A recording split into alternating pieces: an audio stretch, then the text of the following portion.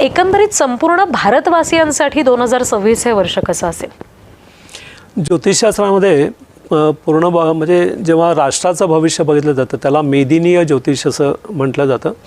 आणि ते दरवर्षी मकर संक्रमण, हे मकर संक्रमण म्हणजे आपण एक सण म्हणून आपल्याला सर्वसामान्य माणसांना माहिती असतो, पण मकर संक्रमण म्हणजे रवी ज्यावेळी मकर राशीत प्रवेश करतो त्यावेळची जी कुंडली असते ती साधारण पूर्ण वर्षभराचं राष्ट्राचं एक भविष्य किंवा काही घडामोडी ज्या काय होतील किंवा हे सगळं आपल्याला त्याचं दिग्दर्शन होत असतं त्या कुंडलीवरनं.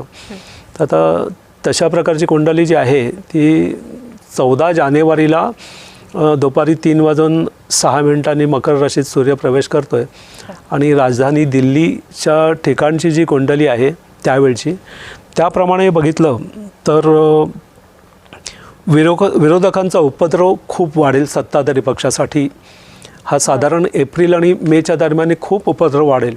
त्यामुळे सत्ताधारी पक्षाला खूप अगदी तारेवरची कसरत करावी लागणार आहे लोकांच्या मनात त्यांच्याविषयीची जी काही प्रतिमा आहे ती परत तयार करण्यासाठी.